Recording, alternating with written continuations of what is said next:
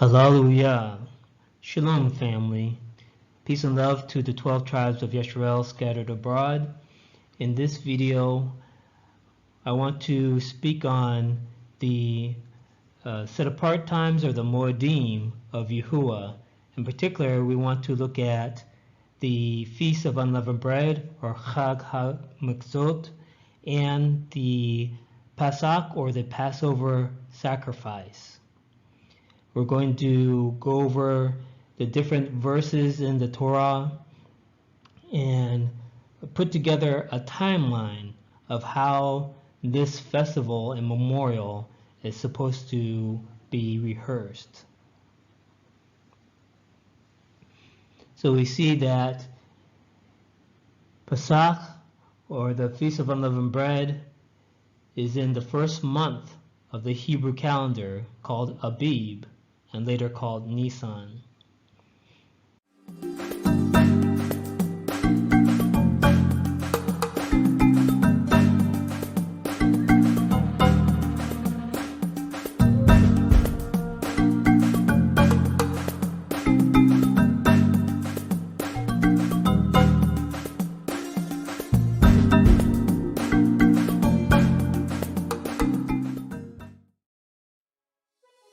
Shemot, or Exodus chapter 12.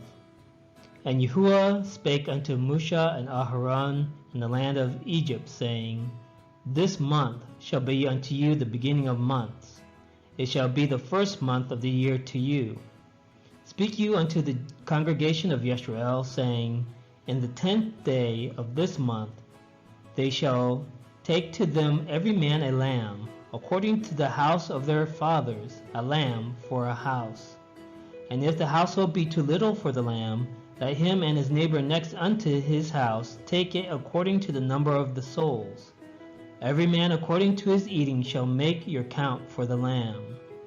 Your lamb shall be without blemish, a male of the first year. You shall take it out from the sheep or from the goats. So here we see Yahuwah giving the instruction to Moshe or Moses, and he's saying that the month of Abib will be the first month of the year for the Israelites. And during the 10th day of the first month, each family is to take a lamb, and this lamb is to be without blemish, without any defects, a male of the first year, either a sheep or a goat. Verse 6, And you shall keep it up until the 14th day of the same month, and the whole assembly of the congregation of Yisrael shall kill it in the evening. And they shall take of the blood and strike it on the two side posts and on the upper doorpost of the houses wherein they shall eat it. Okay, so the 10th day, they're to select lambs that have no defects, perfect lambs the first year. And they're to keep this lamb until the 14th day. And on the 14th day, going toward the end of the 14th day, going into the evening of the 14th day, they are to sacrifice this lamb.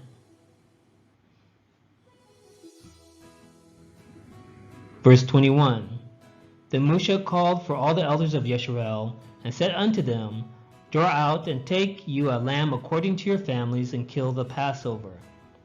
And you shall take a bunch of hyssop, and dip it in the blood that is in the basin, and strike the lintel and the two side posts with the blood that is in the basin. And none of you shall go out at the door of his house until the morning. So we see here that the Passover is not a day, but is actually the name of the lamb that is sacrificed on the 14th day of Abib, going into the evening. So toward the end of the 14th day, going into the evening, going toward the end of the day, this Passover lamb is to be sacrificed. Wa'ikra, or Leviticus chapter 23. In the 14th day of the first month at even is Yahuwah Passover. Bamidbar are Numbers 28, and in the 14th day of the first month is the Passover of Yahuwah. Again, when it's saying the Passover of Yahuwah, it's not talking about a day, it's talking about the lamb that is sacrificed. The name of the lamb that is sacrificed is the Passover. Pesach. Pesach is the word that is translated from Hebrew into English as Passover. So Passover is the sacrifice of Passover, the animal victim of the Passover. So literally, the Pesach or the Passover is the lamb that is sacrificed at the end of the 14th day of Abib. Now later on, the Feast of Unleavened Bread, or Chag HaMatzot, becomes known as the Feast of Passover. But literally, the Passover is the lamb that is sacrificed. 2 Chronicles chapter 30. For there were many in the congregation that were not sanctified. Therefore the Levites had the charge of the killing of the Passovers for everyone that was not clean, to sanctify them unto Yahuwah. So again, we see the killing of the Passovers. So it's not the killing of a day or the killing of a feast, it's the killing of the lamb. The name of the lamb that is sacrificed is the Pesach, or Passover. Ezra chapter 6. For the priests and the Levites were purified together, all of them were pure, and killed the Passover for all the children of the captivity, and for their brothers the priests, and for themselves. 1 Ezra chapter 1. And they roasted the Passover with fire, as appertains.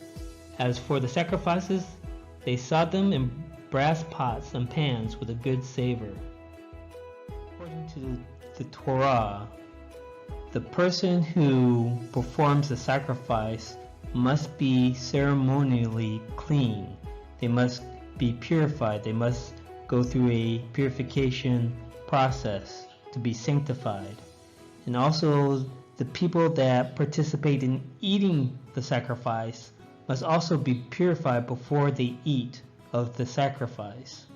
So this is what the Israelites would do before they participated in the Passover sacrifices.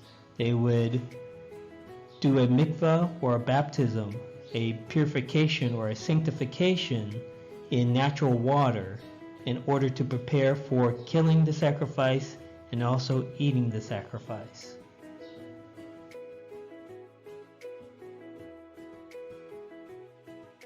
From the historian Flavius Josephus in his work Antiquities of the Jews, Book 3, Chapter 10. In the month of Xanthicus, which is by us called Nisan, and is the beginning of our year, on the 14th day of the lunar month, when the sun is in Aries, for in this month it was that we were delivered from bondage under the Egyptians.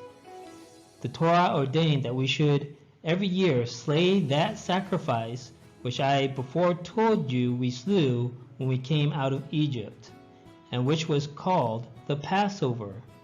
And so we do celebrate this Passover in companies, leaving nothing of what we sacrificed till the day following. So again, from the testimony of the historian Flavius Josephus, the name of the sacrifice is Pesach, or Passover. Bamidbar, or Numbers, chapter 9. And Yahuwah spake unto Moshe in the wilderness of Sinai, in the first month of the second year after they were come out of the land of Egypt, saying, Let the children of Israel also keep the Passover at his appointed season. In the 14th day of this month at even you shall keep it in his appointed season, according to all the rites of it, and according to all the ceremonies thereof, you keep it. And Moshe spake unto the children of Israel that they should keep the Passover. And they kept the Passover on the 14th day of the first month at even, in the wilderness of Sinai, according to all that Yahuwah commanded Moshe, so did the children of Israel. So again, we see that the 14th day of Abib, going toward the end of the day, as the sun is going down, so afternoon, after the sun reaches its peak in the sky, it starts going down.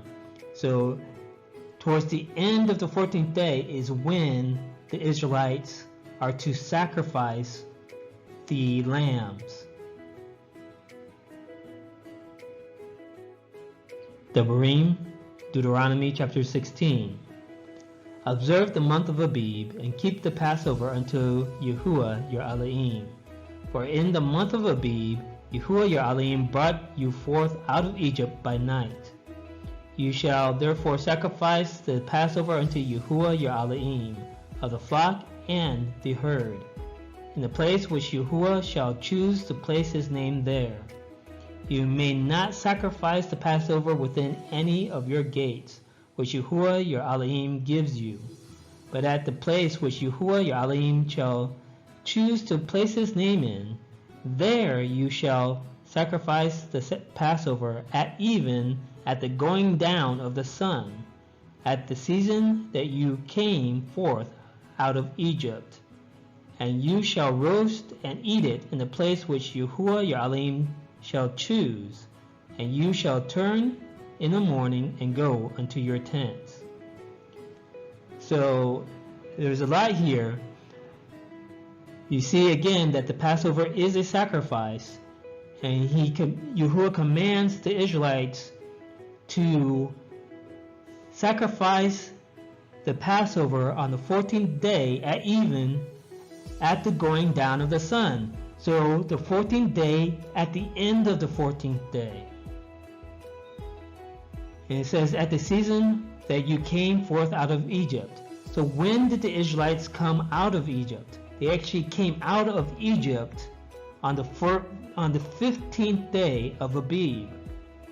So the Passover sacrifice is sacrificed towards the end of the 14th day as the sun is going down, and is actually eaten as part of the dinner meal on the 15th day, the first day of the Feast of Unleavened Bread.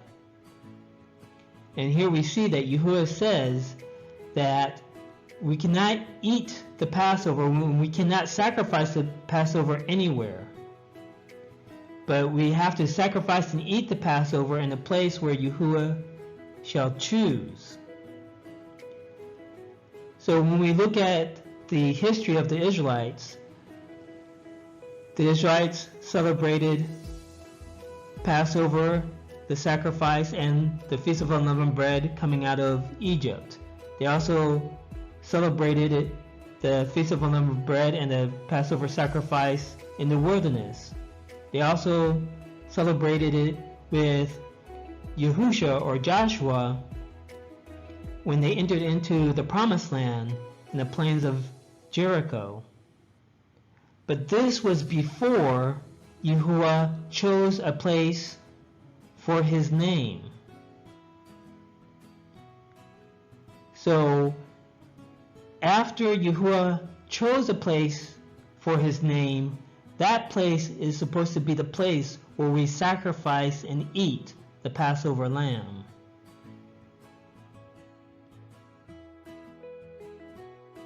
Malachim Aleph, or 1 Malachim chapter 9. And it came to pass, when Shalomah or Solomon had finished the building of the house of Yahuwah, and the king's house, and all Solomon's desire which he had pleased to do, that Yahuwah appeared to Shalomah the second time, as he had appeared unto him at Gibeon. And Yahuwah said unto him, I have heard your prayer and your supplication that you have made before me. I have hallowed this house which you have built, to put my name there forever, and my eyes and my heart shall be there perpetually.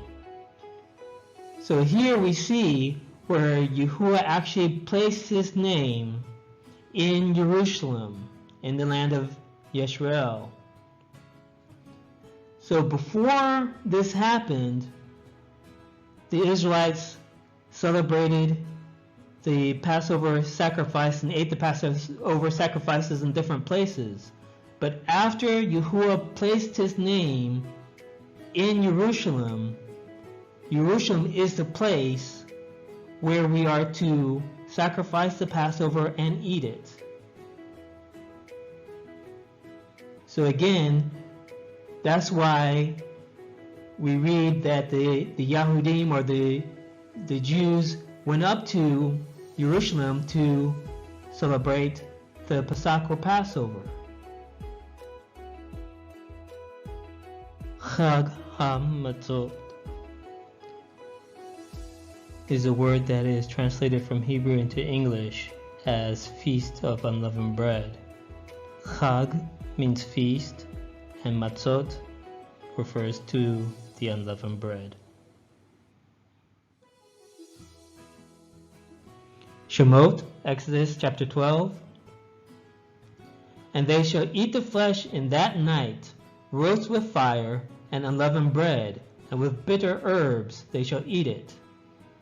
Eat not of it raw, nor sodden at all with water, but roast with fire, his head with his legs, and with the purtenance thereof. And you shall let nothing of it remain until the morning. And that which remains of it until the morning you shall burn with fire. And thus shall you eat it, with your loins girded, your shoes on your feet, and your staff in your hand, and you shall eat it in haste. It is Yahuwah Passover. So we see here that Yahuwah tells the Israelites that they're to eat the flesh of the lamb that night. Which night? The night of the 15th day of Abib. So again, the Pesach, or the Passover lamb, was killed towards the end of the 14th day, going into sunset. And after sunset, on the 15th day of Abib, it was eaten as part of the dinner with unleavened bread and bitter herbs. And we see that this is the 15th day because he says that you're to eat it with your loins girded, your shoes on your feet, your staff in your hand. In other words, fully clothed and ready to move out. So the Israelites actually moved out of Egypt. They actually started their exodus the 15th day of Abib. Verse 12, For I will pass through the land of Egypt this night, and will smite all the firstborn in the land of Egypt, both man and beast, and against all the Elim of Egypt I will execute judgment. I am Yahuwah. And the blood shall be to you for a token upon the houses where you are. And when I see the blood, I will pass over you, and the plague shall not be upon you to destroy you when I smite the land of Egypt. And this day shall be unto you for a memorial, and you shall keep it a feast to Yahuwah throughout your generations. You shall keep it a feast by an ordinance forever. So again, this night is the night of the 15th day. This is the time at midnight, after the firstborns were struck down, that the Egyptians rushed the Israelites out of their land. And this is the night that we're supposed to keep as a feast. It is the 15th day of Abib, not the 14th day of Abib. The 14th day of Abib is not a feast day. It is the time when the Passover lamb was killed in preparation for the dinner on the 15th day of Abib.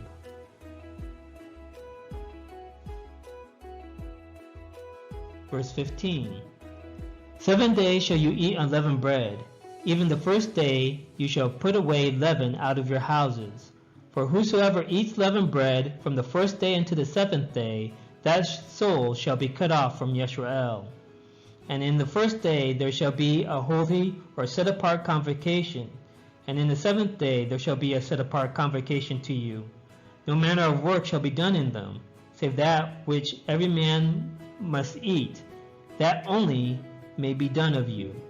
And you shall observe the feast of unleavened bread, for in the selfsame day have I brought your armies out of the land of Egypt. Therefore shall you observe this day in your generations by an ordinance forever. So again, which day did Yahuwah deliver the Israelites out of Egypt? They came out of Egypt the 15th day of Abib. So the first day, which is the 15th day of Abib, is to be a high Shabbat, a high Sabbath. And the 21st day of Abib is to be a high Sabbath. So we're not to do any work.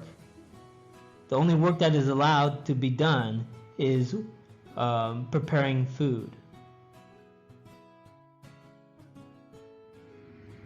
Verse 18. In the first month, on the 14th day of the month at even, you shall eat unleavened bread, until the 21st day of the month at even. 7 days shall there be no leaven found in your houses, for whosoever eats that which is leavened, even that soul shall be cut off from the congregation of Yisrael, whether he be a stranger or born in the land. You shall eat nothing leavened. In all your habitations shall you eat unleavened bread. So again, we're to remove all the leavened bread from our homes and eat unleavened bread for 7 days.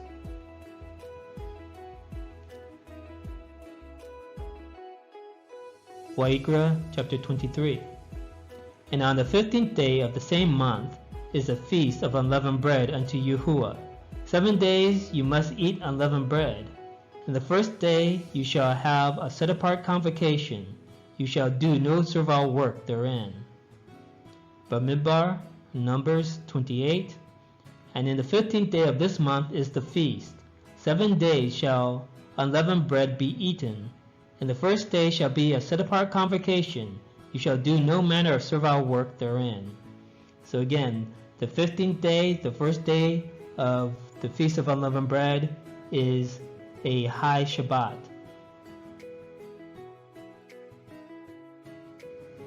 Devarim, Deuteronomy chapter 16. You shall eat no leavened bread with it. 7 days shall you eat unleavened bread therewith, even the bread of affliction. For you came forth out of the land of Egypt in haste, and that you may remember the day when you came forth out of the land of Egypt all the days of your life. And there shall be no leavened bread seen with you in all your coast 7 days, neither shall there be anything of the flesh, which you sacrifice the first day at even, remain all night until the morning. So again, we're to eat unleavened bread for 7 days. Shemot, Exodus chapter 12. For Yahuwah will pass through to smite the Egyptians, and when he sees the blood upon the lintel and on the 2 side posts, Yahuwah will pass over the door, and will not suffer the destroyer to come in unto your houses to smite you. And you shall observe this thing for an ordinance to you and to your sons forever. And it shall come to pass, when you be come to the land which Yahuwah will give you, according as he has promised, that you shall keep this service. And it shall come to pass, when your children shall say unto you, What mean you by this service? That you shall say, It is the sacrifice of Yahuwah Passover, who passed over the houses of the children of Israel in Egypt, when he smote the Egyptians and delivered our houses. And the people bowed the head and worshipped. So again, the Passover is a sacrifice, and this is something that we are to memorialize and rehearse year after year. Verse 29, and it came to pass that at midnight Yahuwah smote all the firstborn in the land of Egypt, from the firstborn of Pharaoh that sat on his throne unto the firstborn of the captive that was in the dungeon, and all the firstborn of cattle. And Pharaoh rose up in the night, he and all his servants, and all the Egyptians, and there was a great cry in Egypt, for there was not a house where there was not one dead. And he called for Moshe and Aharon by night, and said, Rise up, and get you forth from among my people, both you and the children of Yisrael, and go, serve Yahuwah, as you have said. Also take your flocks and your herds, as you have said, and be gone, and bless me also. So again, the night that Yahuwah killed the firstborn of the Egyptians was the night of the 15th day of Abib. Bamidbar, Numbers chapter 33. And they departed from Ramesses in the first month, on the 15th day of the first month, on the morrow after the Passover. The children of Yisrael went out with a high hand in the sight of all the Egyptians. So again, the Israelites left Egypt. They began their exodus the 15th day of the first month of Abib, the day after the Passover sacrifice.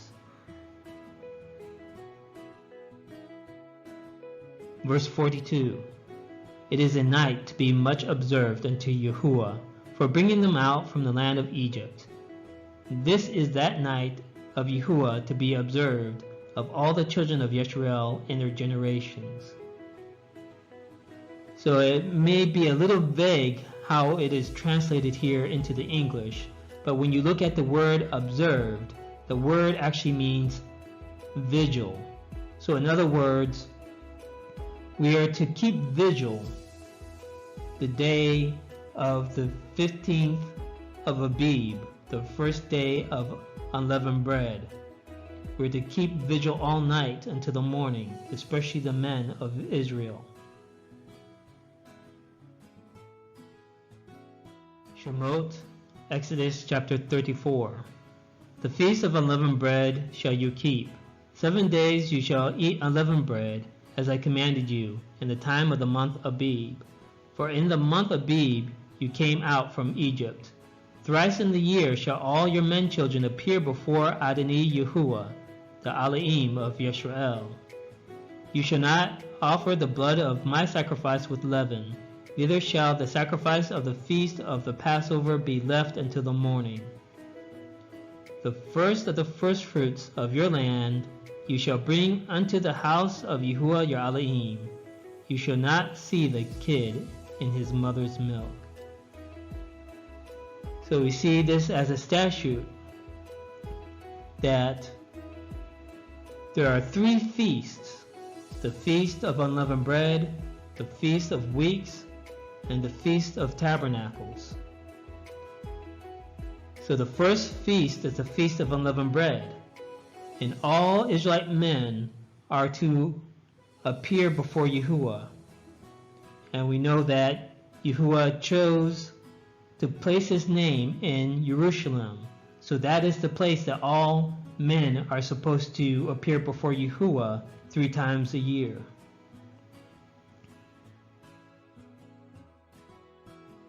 Vayikra, Leviticus chapter 23. And Yahuwah spake unto Moshe, saying, Speak unto the children of Yisrael, and say unto them, When you be come into the land which I give unto you, and shall reap the harvest thereof, then you shall bring a sheaf of the firstfruits of your harvest unto the priest, and he shall wave the sheaf before Yahuwah to be accepted for you. On the morrow after the Sabbath the priest shall wave it. And you shall offer that day, when you wave the sheaf and he lamb, without blemish, of the first year, for a burnt offering unto Yahuwah. And the meat offering thereof shall be 2/10 deal of fine flour mingled with oil, an offering made by fire unto Yahuwah for a sweet savor. And the drink offering thereof shall be of wine, the 4th part of a hin. And you shall eat neither bread nor parched corn, nor green ears, until the selfsame day that you have brought an offering unto your Elohim. It shall be a statute forever throughout your generations in all your dwellings. So, after the High Shabbat, which is the 15th day of Abib, the Israelites are to present an offering of the first fruits. And of course, associated with the Feast of Unleavened Bread is the barley harvest. So this is part of the harvest that would be presented before Yahuwah.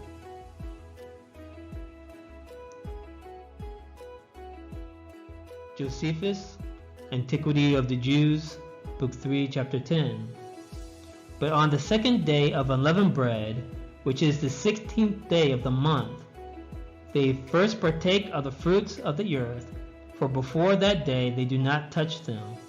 And while they suppose it proper to honor Elohim, from whom they obtain this plentiful provision in the first place, they offer the first fruits of their barley, and that in the manner following. They take a handful of the ears and dry them, then beat them small, and purge the barley from the bran.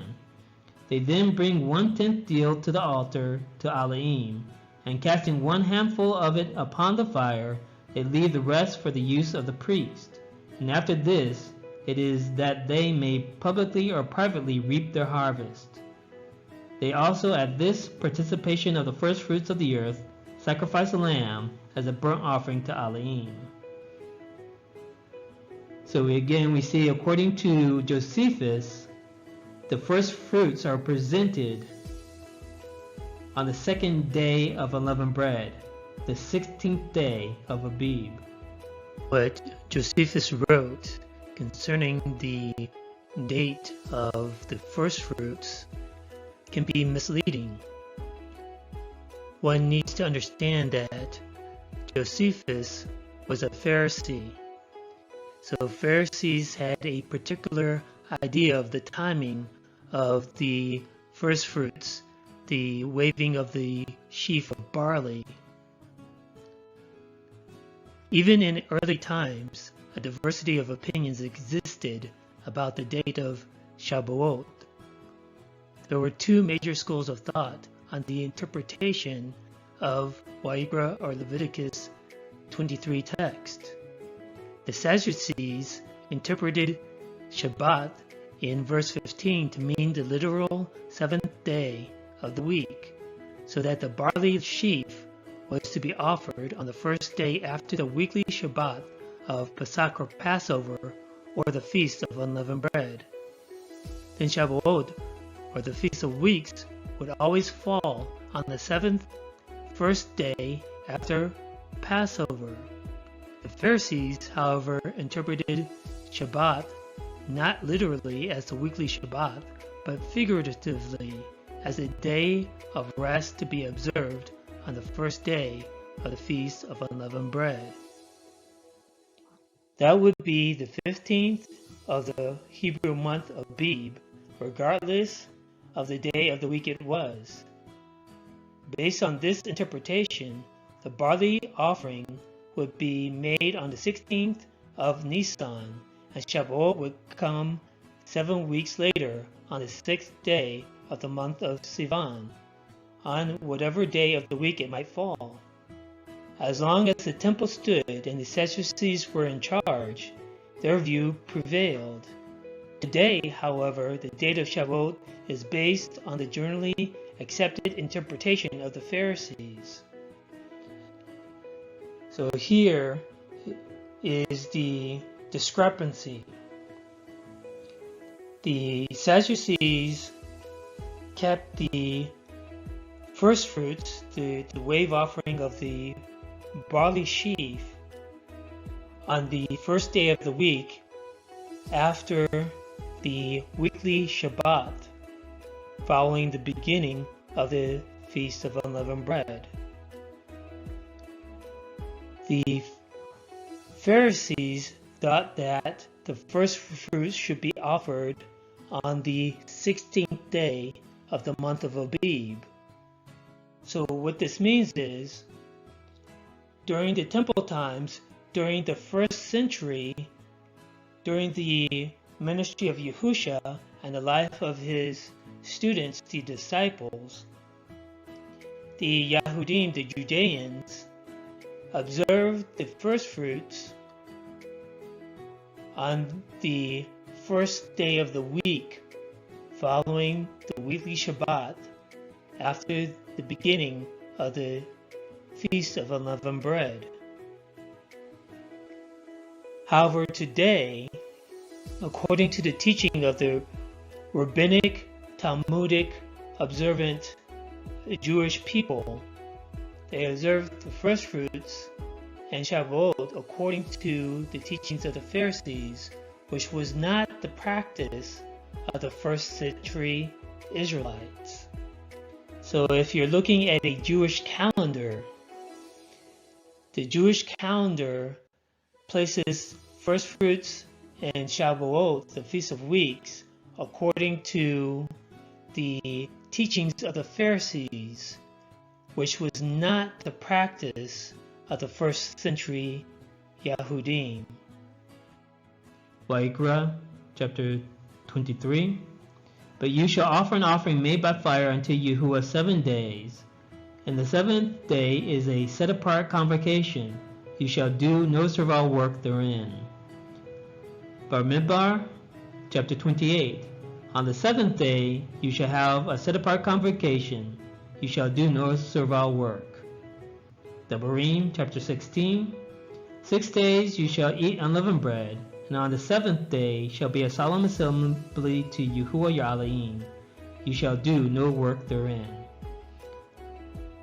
So we see the 7th day of the Feast of Unleavened Bread is another High Shabbat, the 21st day of Abib.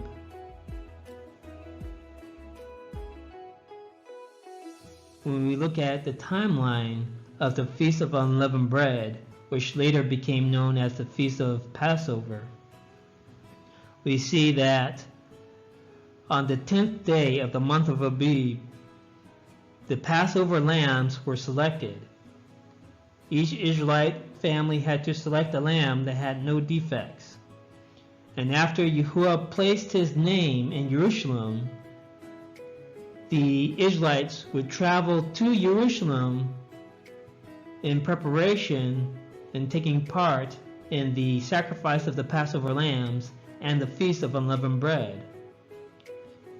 And also this was the days where they would take to purify themselves, because the Pesach or the Passover sacrifice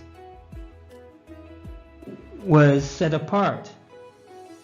To take part of a sacrifice, a person has to go through a purification ceremony. So the person who kills the lamb has to go through a purification ceremony, and also the people who eat of the sacrifice have to be purified.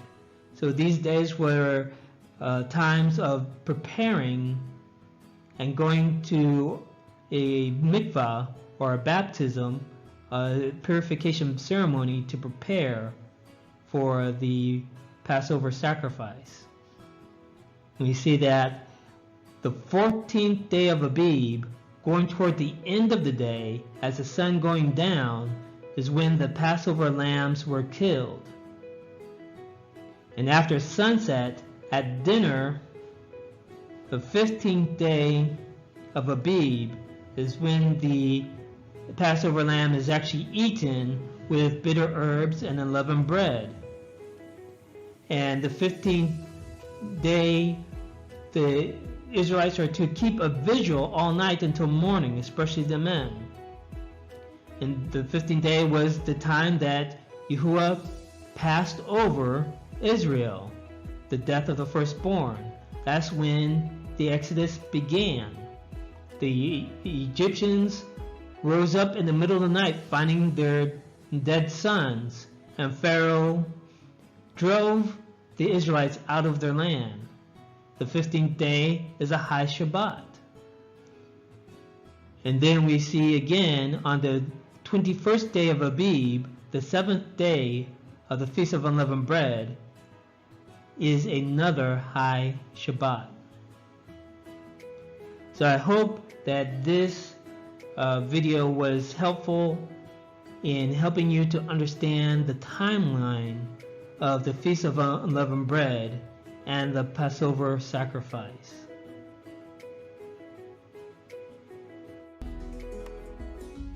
Fear Elohim and keep his commandments, for this is the whole duty of man. Bind up the testimony, seal the Torah among my disciples. Shalom, family. Thanks for watching. Don't forget to click the subscribe button.